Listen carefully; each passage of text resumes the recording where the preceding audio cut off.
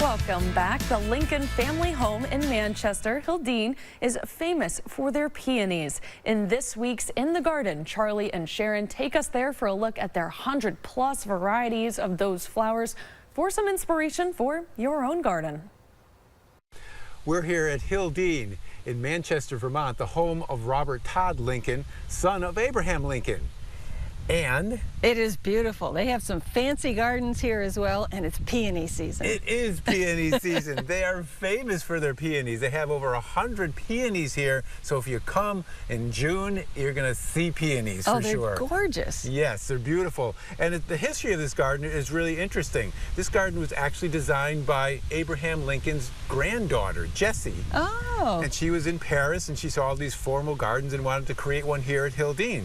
And so she got the idea of creating a stained glass design so that the flowers are actually where the light would shine through a stained glass and give you color. And when you look out these windows, you really see down into that design. Yeah, looking down, you can see the whole design that's here. And of course, she loved peony, and they have a record that shows that there were peonies shipped from Paris in 1902. Wow. So some of these varieties go way back. May not be the original plants, but the varieties themselves are very old. But this garden is way over 100 years old then. Yes, yeah, the houses goes back to that time period as well.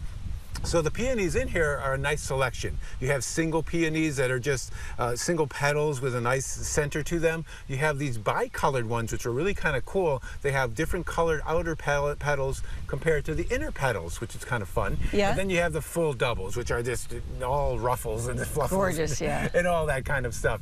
So beautiful, different selection of them. Some of them are fragrant, like Festiva Maxima, that white one with a little splash of red. That's a very fragrant one, really nice one to cut and bring indoors, where others are just more ornamental.